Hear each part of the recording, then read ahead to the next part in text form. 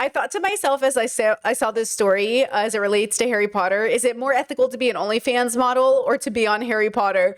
And I thought we could talk about it today because people are freaking out about it, but you know, whatever. So here's the rundown of what the story is in case you've missed it. Harry Potter alum Jessie Cave is going from the wizarding world to the world of OnlyFans, revealing she's earned more on the platform in 1 year than during her entire acting career. First of all, I love the like music of like dung, dung, dung, dung. It's like very like Pippi like info commercial sounds. It's like Harry Potter star found a new success in OnlyFans. You know, it's like very like, okay, e-news. Jessie, who portrayed Lavender Brown in the franchise's final 3 films, revealing in an interview with The Times published August 7th that she made £15,000, or roughly $20,000 US, after just 1 day on the subscription platform. Damn, the 39-year-old girl, explaining, I've earned more easily than my entire acting career within 1 year. Jessie says she never expected the venture to become so lucrative, adding, I thought I'd make $5,000, be on it for a few months, and it would buy me time to work out what we're going to do. And despite the platform's racy reputation, I think people forget, like, being a creative, we just talked about this all last week, like being a creative is not easy. And on top of being a creative, even if you're in a successful franchise, it doesn't mean much. And it only means much if you can turn it into other opportunities. And that is harder than you think it is. It is much harder. This reminds me, this is such a tangent, I didn't mean to talk about this. I didn't see it, but the real life action Aladdin, I remember the Aladdin star was like pretty upset he didn't have other opportunities after it. But the thing is like the part of it that I think is a struggle is, one, nobody knows who he is. At least I didn't, and I didn't see the movie. So, and two, I think the difficult part is like, yes, you were in this big blockbuster, but the problem is like it needs to translate into more work. And so there's like a layer, there's just like a problem. And there's always that issue when you're being a creative, like how are you going to find more work? And look, that's why I say like the middle class actors, there was a whole series YouTube did with, I don't know who it is. I know his face, but he's the kind of face of an actor you see in everything, but he's not the star. So maybe you don't know his name, but you know, you're like, oh, that's the guy from, what's it called? That's a pretty decent job. But then you get the social backlash from not being recognizable. So it's like, you're either the top or you're the bottom, but everyone ignores the middle. That's why I say I love being a middle-class YouTuber. I make a living, I pay my bills. I'm probably gonna retire doing this, even though it's gonna have to change and adapt over the years. But like, you know, this need to be like the famous actor, like, I guess, like if you're lucky, but also, you know, so something to keep in mind.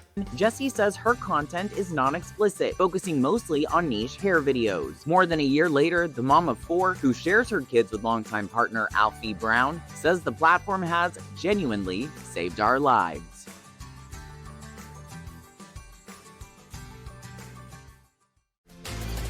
I mean, yeah, I believe it, especially when you need that money and it's important and it's there.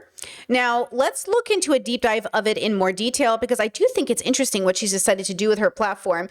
Because people, you know, again, when we have these conversations, I don't know, people always assume that everyone's doing the same thing on OF, but I certainly am not. I mean, I have some overlap with a lot of people, but I think there's so many different ways to genuinely utilize this space. So let's see what she's doing with it. Some people can't separate me from that character. And so there's something quite funny about the fact that Lavender Brown is now doing porn. And she would be the one to do it. She would be. I think that is quite funny. But obviously that's not true, and that's not what's happening. It says, former Harry Potter star Jessie Cave is making hair content on OnlyFans. Okay, I'm locked in.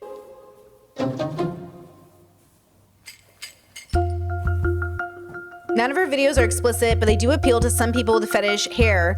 It was only after I started that I realized that it's an actual official fetish, and it's called trichophilia, which is when somebody is aroused by hair, and it can be any type of hair too. It can even be fur. I haven't explored fur yet, but maybe. At its heart, it's about feeling like you're talking to somebody and having a little bit of a connection. So chatting with random people all over the world has now become part of my life. And there's obviously some really dark sides to it, and some parts of it that make you feel a bit uncomfortable. Sure. But you can choose to kind of zone that out, compartmentalize, what I feel good about doing, what I don't like doing. You get very good with your boundaries and stuff like that. And it's just a job. It's just a job at the end of the day. I'm starting OnlyFans. Yeah. Right. Hair stuff. Yeah. So stuff like this.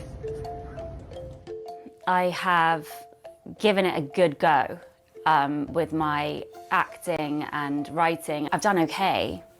I mean, I've worked in the industry now for for 19 years. And I've had steady work as an actress, which has been amazing, but not enough to live on at all. Sure. And so I've always written, and I've always done my own comedy shows. And then over the last few years, I had my fourth baby, and suddenly just things changed financially. Oh my God, fourth baby. I didn't know she was a mom. And I just couldn't cope anymore. And it just came up. I don't know. It was one of the few things I thought, well, I've got my hair. I've got this ridiculously long hair. Great hair. Mm-hmm. And a friend joked about it being a fetish. And that just was like, ding, ding, ding, ding, ding, ding, ding. Okay, so this is interesting. Now, I would not consider this survival sex work. Like, I know we've talked about this in the past. There is a difference between turning to a job to make money in ways you never thought and doing it for survival, like life and death. Like, I do not think she was in a position to life and death pick this job. So I do not consider it survival sex work. I don't know how other people feel about that. But to me, this feels like an opportunity plus preparedness type thing. Like, she had the hair, she didn't mind it. It kind of makes sense. I also think it's interesting that she's in regular clothes while she does it. She's not in lingerie. It's kind of like a win-win in a sense, as long as she feels good about it, in a sense, or as long as it does its job. I always say, as long as it feels equal to working like for the man, because a lot of people feel like, because look, there's a lot of disadvantages to working at Walmart, okay, at working at Starbucks. Like, these jobs are not glorious. You know what I mean? There's a lot of like feeling taken advantage of. So I want to sort of say, if it feels like this, that's fine, because the problem of existing is like we do have to labor, and the hard part is figuring out how to labor in a way that makes sense. So it's layered. But obviously we live in a world too where we have to deal with these systems of oppression plus survival plus parenthood plus. So I think there's something here, but yeah, just like there's a foot fetish, there's a hair fetish. When I was at the BDSM dungeons, there were men who specifically grew out their hair really long and would bring a brush to the event. And their scenes would just be someone brushing their hair. No nudity, no masturbation, no orgasm, just, will you brush my hair? And that was the whole scene. So, Doing hair content now for over 8 months.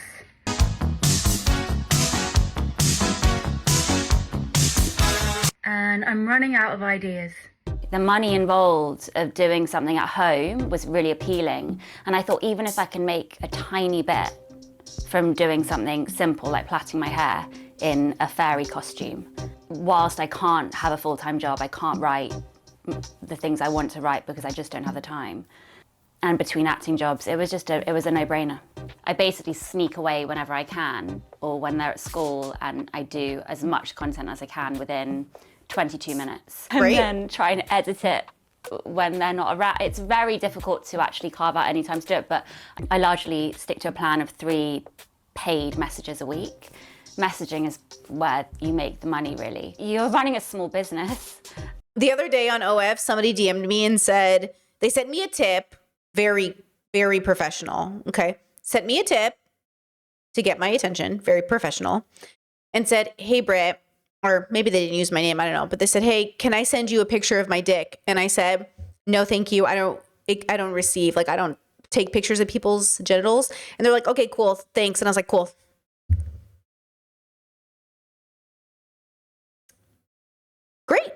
Great conversation. Okay.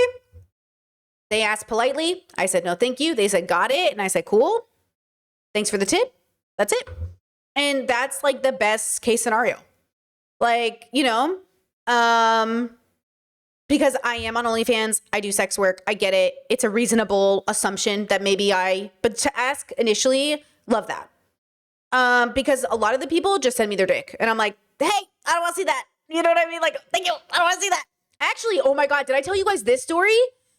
I had a guy the other day, maybe a month ago or something. I don't know now. Maybe not. Time is illusion. And I posted like a new shoe. He wrote like the things I could do to you or I would do to you kind of message. He DM'd me with like a tip and I said, hey, you can't talk to me like that. Like, I'm married. I don't like I don't like that conversation style. Like, just remember I'm a person, so don't talk to me like that, you know? And he said, oh, my bad. Didn't even realize you were married. That's actually a huge boundary for me. I wish you the best in your endeavors. I'm going to unsub. And I said, cool. And he left. It's just very interesting, the kinds of people who end up coming, because I don't know who they are. I don't know how they find me. I know a lot of people see my Instagram and then they follow me. They don't even know I have a YouTube channel. So it is sort of interesting when it's all said and done. But those are some of the kinds of interactions I've had in DMs. And trust me when I say this, if Brittany Simon took DMs, if Brittany Simon offered sexting to people, just so you know, I would buy a house. I could afford a house. Just so you know. I'm pretty sure within a year, I would be able to buy a house. I'm almost positive. But it's not what I offer, so don't ask, you know? And I'm running it badly, but I'm trying. For so long, I've been this mother figure. I did a podcast about motherhood. I've been pregnant on and off for a decade. I love having kids. I love motherhood. And that's what I presented as. She wears glasses. She's sweet. She's a mum. She talks about breastfeeding. For me to think, wait, exactly, Chat said that was a boundary, but not the random message, I guess. No, that literally, I thought I laughed about the same thing with my partner. I was like, I like how not sending me weird messages wasn't a boundary if you thought I was single, but finding out I'm married is like too far. And I'm like, maybe don't send random messages. Anyways. Go and do something which is it is risque. A lot of it is quite risque. It has been really fun to kind of make people think differently about me. And I quite enjoy that. I have massively changed in a way in the last year. I have grown in confidence. I like myself more. For me, I think this has just been an outlet that I didn't have before. Nice. And Interesting. it has made me feel. I know a lot of child stars too, they really get tired of being seen as like a little girl. And it is weird. We have another interview with her we're going to watch in a second, because I do find this rabbit hole really interesting, or like this specific bubble where it's like, how do you own agency? Like, okay, for my thumbnail, I'm already thinking about my thumbnail. And because she does adult work, I don't want to put her kid image in the thumbnail. But I know for a fact that's what a lot of people will do, because that's how you remember her. But I don't want you to remember her as a little girl doing porn. I want you to remember her that she's a grown adult doing porn. Okay? So like when I make the thumbnail later, I'm probably going to put both of her adult selves in the thumbnail and maybe the interviewers or something, because I don't want to associate her child, because I'm sure that's very fucking annoying. And also I don't want you to associate those two things. But I think that must be annoying for younger people to always be seen as. That's why that kind of conversation of like, this is someone's daughter, like this girl is someone's daughter. Okay, and this daughter is 37. You know, you're doing this thing where it's like, oh, she's a little girl. She's 37. You know, she's 45. She's 55. You know, it's why you keep associating her with a child. And a big part of it is like, there's a fetish to that, I think. Like, oh, you're that girl in the Harry Potter films. And there's the, I don't actually know how old she is. I'm just throwing out ages for the record. Or there's like this idea that like, you're too immature and there's an infantilization towards the women. So like, you're always a child, you know, something like this. Better about myself, and getting compliments is just nice. It's just nice. What are you going to do with your hair today? I'm doing alien buns. Alien buns? What's that called that's currently on top of your head? This is a top bun. A human bun. Yeah. I mean, I've been recommending it to everybody. I'm trying to get everyone to come on. Pick your weird thing and you can start doing some content of it and make a thing of it. It can be a place where everyone can just celebrate their their niche. But I do think for actresses, I do see it becoming more of the norm, especially if you have kids. It's one of the few things you can do. It's interesting because I know a lot of people might feel like, oh, but it feels like she's desperate. Does she even want to do this? Look, again, okay, we got to put a line in the sand about doing things. Like, if you feel dignified and it's safe and you want to do it. Just, you have to decide for yourself, right? Let's see. Chat says, to my mind, survival sex work means putting your safety needs aside and spending time with people who could be dangerous. It means you can't afford to say no. Exactly. I agree with this. And then chat mentioned my nails. For the record, I told my partner, I was like, I want to do red and yellow for my nails this week. And I was like, what should I do? And we were talking about it and we decided on this. And I just want you to know that after I was done painting it, I was like, is it giving Ronald McDonald or ketchup and mustard? And I was like, you know what? It's giving a bit Ronald McDonald, but you know what? It's my signature. I want to do purple and pink next because I think those colors would be a lot more complimentary, maybe. It's giving ketchup and mustard, you know? Anyways, it makes me kind of hungry when I see it. So there it is. Okay, third interview for this. So this interview is 4 days ago. So this is the most recent. And I definitely want to see her talk to people about it because I think that would be nice. So let's see. You will recognise our next guest, I'm sure, from the multi-billion-pound Harry Potter movie series, playing Ron Weasley's first girlfriend, Lavender Brown. There she is. Well, 17 years on, actress Jessie Cave has turned to OnlyFans, an online platform where subscribers pay money to access her exclusive pictures and videos. Now, although the site is known for being explicit, Jessie describes... I do want to see, though, like, are these her actual content for her OF, or do you guys think she recreated some videos that were TV safe for the interview? her content as sensual rather than sexual, posting pictures and videos of her long hair. And after making £15,000 in a single day, Jessie is joining us now. Hello. Good morning. Good morning. Okay, I love that she's kind of dressed like Amish. Can I say that? Is that offensive? It's very like prairie. It's literally the opposite. It's like the absolute opposite of OF branding. And I fucking think it's so good. Yeah, farm. She looks like she's about to go like frolic on the farm. And I think it's such good branding. It's almost like her saying, I don't know. It makes me almost want to subscribe more. Cause I'm like, oh, like it's just the opposite of what you would expect, you know? And she looks adorable, by the way. I think I had this dress when I was a child. I'm almost positive my grandma sewed a dress just like this for me as a child. Great plats. We have to start out the blocks. Thank you. I just trap it. It's just trap it. Yeah. That isn't quite like that one. Do you think that's a whole thing she might do? Yo, there's got to be a corner on the internet that wants to see like Amishy looking girls. Is that offensive to say? I don't know. Like prairie girls, like.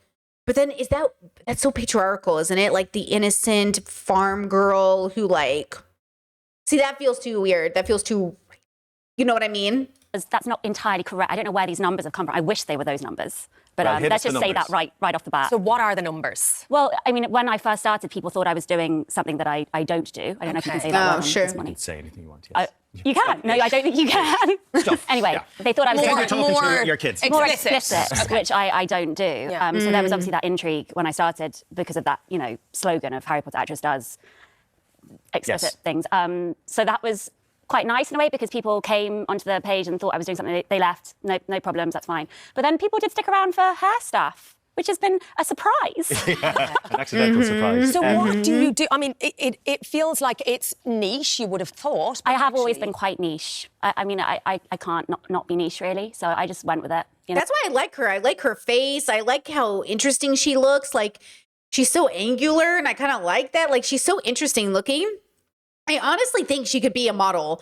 Like, I think she could go do really cool art. I would love to see her do really great things with her hair. Like, she could be a hair model. Like, I think she's so interesting looking. She really could just like go into it, you know? But I mean, what a head of hair. And so you are online doing plaiting, styling. Well, you know how hard social media is at the moment? I mean, like, you have to really find your thing.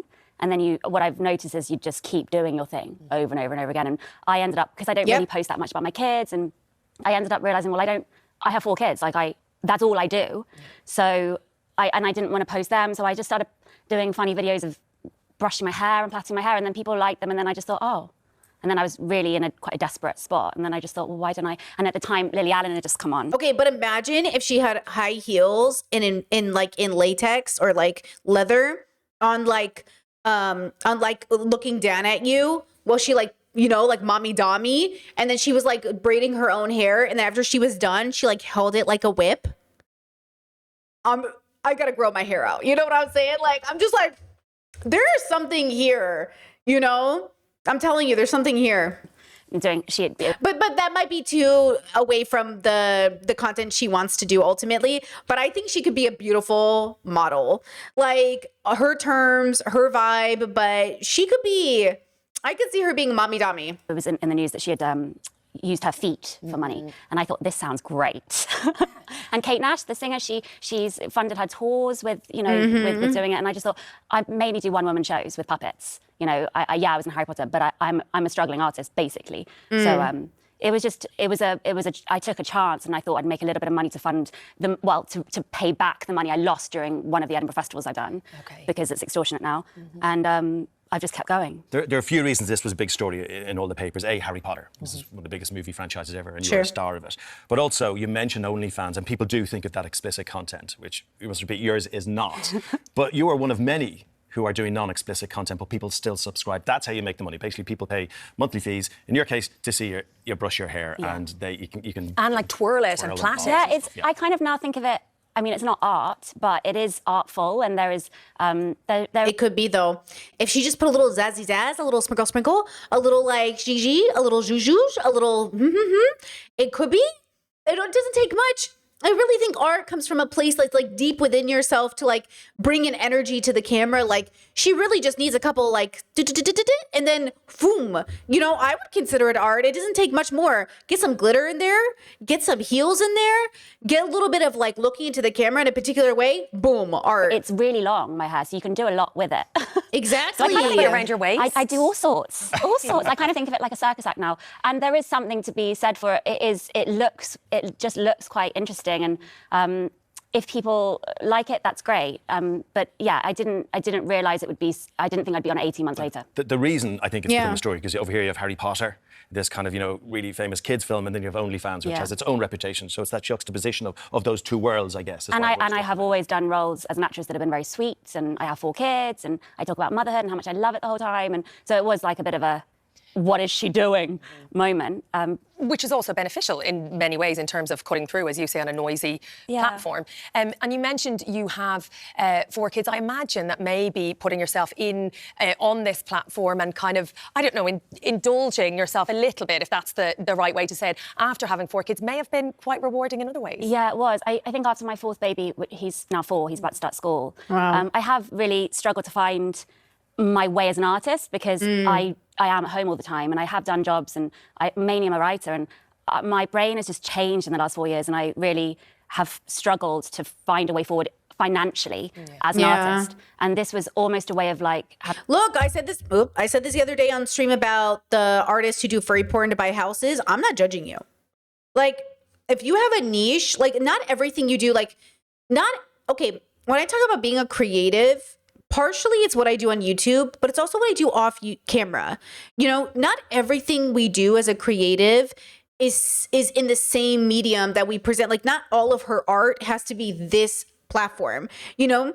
So I want you guys to remember that as well. Like you can be a creative, you can be an artist that doesn't sell your art. You can be an artist that does art here as a hobby and art here as a job. You can do a job to fund your art. Like it just depends on how you want to do it. But I think there is sort of what does success look like part of it that comes with a lot of judgment. Like people are going to judge her for this. They're going to say, oh, you were so desperate you became an OnlyFans person.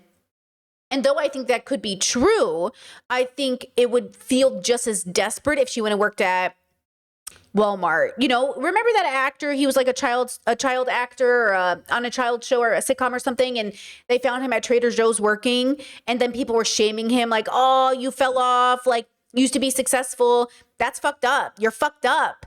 You know, that's a fucked up attitude to film somebody at their job. But there is that part of it. And a lot of actors and actresses go into crazy debt to keep up, to look successful, to feel like they did something versus just saying, oh yeah, that was one part of my life. I'm so glad it happened, but I'm on a new part of my life, you know? And I think about this all the time because it is a really lucky situation that I even find myself in to be able to do this full time. Like I do not take it for granted. And I also know that I'll probably have to adapt with the times. Maybe it'll turn into writing a book. Maybe it'll turn into a lot of things. But, I have to remind myself every day not to try to compete with, I'm not trying to be Mr. Beast. Okay. I was never going to be Mr. Beast. I'm not interested in being Mr. Beast. But until you are Mr. Beast, to some people, you'll never be successful. And those people cannot matter because 99% of the people on this planet aren't playing at that level. It's like trying to be The Rock or Kevin Hart. It's like, you can try, but there's a reason why there's only so many at the top. And people forget everybody in the middle that's living and paying their bills and doing just fine. But it just doesn't come with the glory. But who's the glory for anyway? Capitalism, patriarchy, hierarchy. So boo anyways, boo to it, I think what's really interesting is for her, I guess, about that idea of motherhood and being somebody different and having something more than just being a mom, but also understanding that being a mom is everything for her. And I think it's interesting that she decided not to do a mommy blog or a mommy TikTok or go into mommy content. But I think that also makes me think better of her that she didn't turn her kids into content. I think better of her for turning her hair into content than her own children. But in society, she'll get more props for turning her kids into content. And I think that's weird. I think that's weird that it would be more normal for her to objectify her children than her own head of hair. Having a bit of a stopgap and just while I work out what I'm going to do next, see if I can earn a bit of money on the side to fund my next show or my next tour or whatever I do. And now that I am kind of seeing the light at the end of the tunnel with, he's about to start school and I have 4 kids at school, I'll have more time and I don't know what I'll do, but it's really has saved me. It's interesting because the assumption, I think, when you mention Harry Potter, this global franchise and your connect. Oh, wait, chat. You said, I think we should stigmatize parents having sex lives. Guys, do you know what I just realized? It's so funny you said that. I came across this weird bubble where people were shaming people for having sex when kids were in the house. And I was like, when do you think our parents have sex? People were like, I can't believe you have sex when there are kids in the house. And I'm like, obviously you're not having sex where the kid can see you. Obviously you're not having sex where kids can hear you. But where else do you have sex? Am I confused? How do you think my parents had 10 kids and we were living at home? Everyone's been at home for years. When do you think I assume my parents are doing it? You know what I mean? What are you talking about? I just think it's so weird that we think our parents aren't allowed to have sex because we exist in the house. Sure. If, that's why you don't go into mom and dad's room unannounced. Okay. What do you want them to do? Yeah, Chet's it's everyone's house. Do you want them to get a hotel? Yeah, do they get a hotel? What do you want? Obviously, I don't know. Listen, I've never heard my parents. I've never walked in on my parents. I don't know. Okay, but I'm pretty sure as a kid, I'm sure I've walked in maybe after or between but there's a rule. You don't walk inside the room without knocking first for privacy reasons. And if mom and dad say not right now, you can assume something's going on. Okay, and I'm like, none of my business. Good for you, girl. Get it. It's just so funny to me that people have so many I don't know, weird. Your parents are people too, With it, that you're famous, you have loads of money. I think it's quite vulnerable to actually go, I needed to do this. I was desperate to do this to look after my family. Okay, was that difficult to not admit, but to be so open about? Yeah, it's really embarrassing. And also, I think we don't really talk about money, do we? People don't like talking about money. And they generally women, I think. No, exactly. And especially as it relates to the concept of failing. I don't want to talk about money if it sounds like I'm failing versus I only want to talk about money when it talks like I'm bragging. But then this is what happened with Jules LeBron, where Jules had gone on this tour of bragging about how much money she made, even though it came with the downfall of also her addiction. And so people were like, Jules is rich. And then when Jules came to the internet asking for money, people were like, weren't you rich? Weren't you just telling everybody how rich you were? You got to be careful. You got to be careful about the way you sell your story because people want one of two stories. They want a success story, I made millions, or they want a sad story. Oh, things didn't work out for me. They don't want any in between.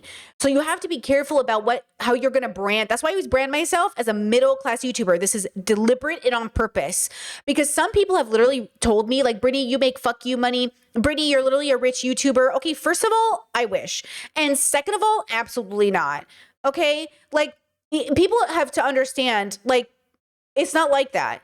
Yes, I make good money, but I don't make I don't even make 6 figures every year, you know what I mean? Or consistently. I've only made it once in my life, and that was a great year. Don't get me wrong. That was a great year. But like, no. And so I just want people to recognize, like, but also, you know what I think it comes with? Can I just say this with so much kindness and empathy? I also think people also hear that we're out of debt. And so they go, you must make a lot of money because I make 85,000 or 100,000 and I'm not out of debt. But you have to understand that we almost drove ourselves insane getting out of debt. Like, our mental health was on the cusp. And the only thing that kept us grounded was meditation, going back to our values, and holding each other through the process. It was really hard. Okay. It was really hard to like not get anything and not do anything.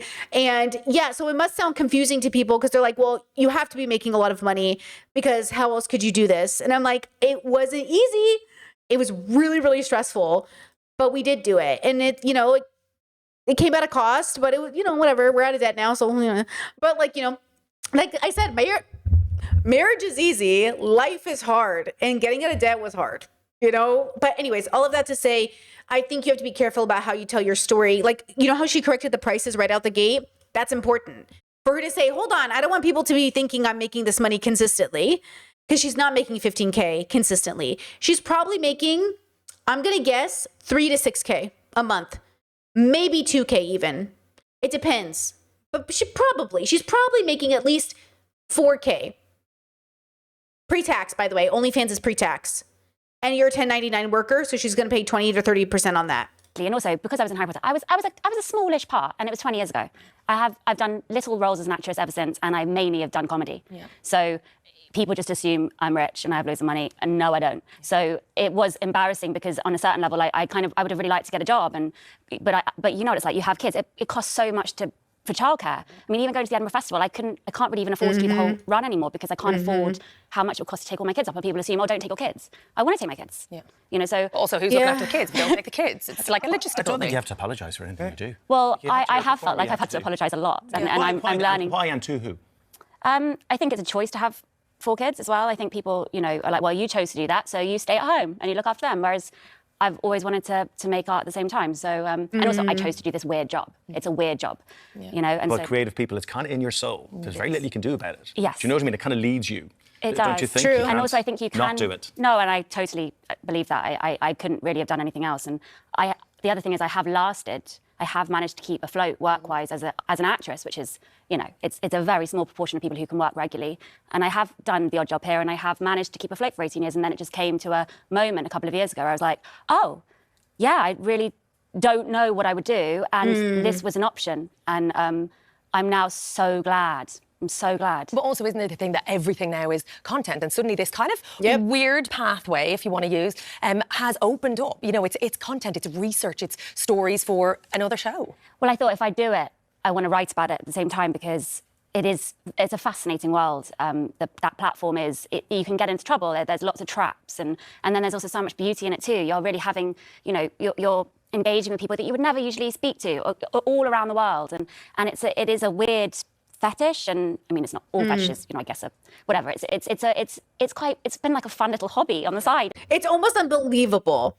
Like, it's almost an unbelievable fetish in a way. And I don't even know how much of a fetish as much as it is like interesting to people. Like this is the thing. She could have 2 audiences. She could have a girl audience on TikTok that watches her for her hair fashion, and a more like gender fluid boy, let's say, audience on OnlyFans that watches it for fetish content. Fetishes have an overlap with being male, which is very interesting, or being a man under patriarchy, which is very interesting because I do think like the word fetish is very confusing for people. For some people, fetish means I need this thing, versus a kink, which is something that turns you on. Like, I don't have any fetishes, but I have a bunch of kinks.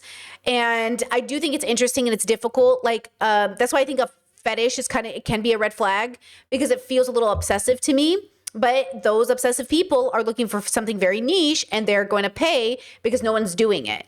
So it is one thing, right? Right? Chess says, isn't OF owned by Zionists, or is the owner of OF just an Israeli? He did donate to the IOF or to Israel, and then he died. And I know people were mad at me for being on OF because they're like, why are you on OF? I totally hear that. I think OnlyFans, and I don't know how to say this to people, it is like YouTube. It is like YouTube. Working on other websites, like, guys, it's so hard to get people on those other websites. Like, I wouldn't even know how to move my audience over. And I think there's like a huge struggle there because I've been looking into it after people told that to me because I didn't realize. And I was like, oh shit. And to be honest, I don't know how to do it. I don't know how to, survive under capitalism and make this transition given the spot that I'm in because clients don't move over. So it's really, really difficult. Is the platform Zionist? It doesn't seem like the platform is. But the thing is like, again, I don't think people understand that OnlyFans as a brand just has so much, I hate to say it this way, but like respect. Like it is the brand versus like, Fansly or whatever else it is. Like nobody I know is on Fansly. Everybody I know is on OnlyFans. Like all the Fansly is just like it's like an offshoot. It feels like an off brand. It almost feels like do you want Ralph's or Stater Brothers? Like, well, for the brand, Ralph's gives you more credit, but Stater Brothers is like an off. It's what I mean. It's like I get it, but it's hard. So all of that to say is I don't blame people for not switching over because I found it a struggle myself. But I also understand if you start off, like if you're just starting off today, you might want to start off with a Fansly. But also, it's hard. It's definitely difficult. And it's really opened me up and definitely made me more confident as a woman because I've always just been very awkward, very, very weird. And this has kind of made me be like, oh, I can actually just do a photo of myself and try and look hot. That's quite nice. Which you're in control of. Which I'm in control you're of. Dictating. Exactly. Yes, I know you don't want to talk about the money, but the money. Wait, Chad said there's a barbershop near me called OnlyFades. See? Not being on OnlyFans when you're not rich is kind of like, it's definitely a sacrifice and it's definitely a decision. You know what I mean? Like, again, everybody knows no ethical consumption under capitalism, especially when you're surviving still. And I think that people have to remember most of the people on OnlyFans aren't making that much. So, be careful before you judge people about like, oh, because I remember like certain YouTubers were like attacking other YouTubers for that. Like, why are you on OnlyFans? It's like, you need to be careful. You live in you're worth $20 million. These people are not worth that. You know what I mean? Or remember that time in stream, people were confused. Like I said, streamers who work 7 days a week, like they deserve a day off. Like Hassan specifically should take a day off. And people were like, well, why don't you take more days off? Because I don't make $2 million a year, right? His base pay is $2 million a year. That's different than somebody making 60, 70, 80K a year, telling them to take days off when they don't know if they're going to be able to recoup the money. Like, that's not the same thing. And so I do think that people just like, they can't fathom how different our incomes are. Like the girls who are making $20 million on OnlyFans when the average person is bringing $200. You know what I mean? And then, by the way, that's still not taxed, right? So people got to really think about the how you understand people's struggle. You know what I mean? And then if you want to take that hit, I respect it. Like if I respect it, if you go unhoused for your values, like I respect a lot of things. You know what I mean? Is being the headline in all the papers, right? The £15,000. I don't know why. Wouldn't that be nice? But like, it is good. It is good money, right? Is good because money. You've got subscriptions, and then people going, "Oh, can you use a different kind of hairbrush?" And you get a specific request. Is that how it works? And then you. Well, I have had no brand deals. Okay. I've had no free hairbrushes, unfortunately. But it works like it's like with anything on Instagram. You gain followers, you lose followers all the time. It's like that, and you have to kind of get quite thick skin and get used to people coming, not liking your stuff, leaving. But then I've had people stay with me from the beginning, and that's been nice. It's a monetized Definitely. Instagram, essentially. Exactly, and oh, exactly. there you go. And I've never even posted a bikini shot on Instagram. I've never posted anything. Her fashion sense is so interesting because this is so mismatchy to me, but somehow she just makes it work, but also none of it makes sense to me. And I feel like she could use that. I feel like that's a brand right there. This is what I wear. I wear stuff like this, So going on OnlyFans has been a way of me being like, okay, if I'm going to wear something that's not my usual attire, I want to get paid for it, thank you. Which has been quite useful because now I think if I had been posting that kind of stuff for years, I wouldn't really have had any option. There would be less value. Yes. What the brain works. Definitely, that's true. What made you come onto the sofa today to talk about it? Well, because I still do one-woman shows. And I mean, it's really funny. There was an article that came out the other day and people thought that... I mean, promotion, at the end of the day, a lot of the women who go on whatever podcast, they get verbally abused, horrible DMs, death threats, but they make a lot of money because those men who hate them, they pay them. So like this is probably going to get her an influx of subscribers, and then most will fall off. But for curiosity's sake, I'm sure a lot of people will subscribe just to see what's up. And again, like those you can rely on those influxes. Like those moments matter. You know what I mean? Like I do sales on occasion, and yeah, it brings in like a bunch of people and then they leave again. And when you need a little boost, you know, you just like put it 50% off and some people come in, you know, it's just a part of you kind of rely on those moments more than even the consistent.